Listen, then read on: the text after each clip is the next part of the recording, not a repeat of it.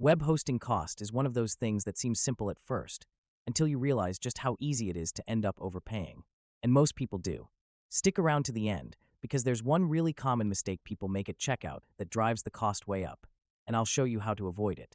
I figured while I'm building a website in the background, this would be a good time to talk about the real cost of web hosting, since I'm literally dealing with it right now. And if you're watching this because you're about to launch a site or already comparing hosting providers, knowing what actually affects the price could save you a lot of stress and money. First off, most of the top names you've heard of like Bluehost, Hostinger, and even GoDaddy are all highly rated by places like PCMag, CNET, and TechRadar. So from the outside, they all seem like solid options.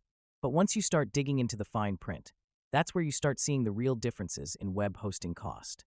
One of the biggest pricing tricks is how providers advertise their lowest monthly rates.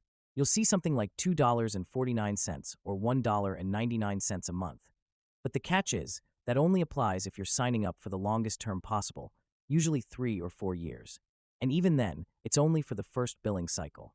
After that, the renewal price can be more than double. That doesn't mean the deal isn't worth it, but you've got to go in with your eyes open. For example, Bluehost has a basic plan that's normally $2.95 a month. But with the discount link in the description below this video, you can actually get it for just $1.99 a month. That's 75% off, and honestly, it's one of the best value plans out there right now. Especially because it gives you a lot more than most people expect from a starter plan. You get 10 websites, 10 gigabytes of storage, a free domain for the first year, a free CDN, AI-powered site creation tools, and 24/7 support. It's simple, but it works. And if you ever outgrow it, you can upgrade to their Choice Plus or online store plan without any headaches. Now, here's something that might surprise you.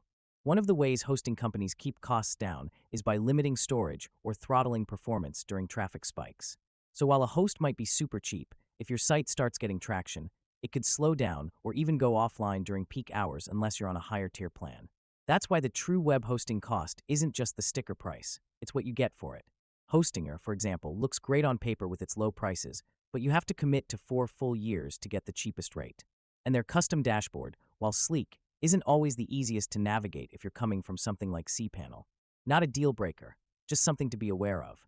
That's part of why I usually lean toward Bluehost when I'm recommending hosting to beginners.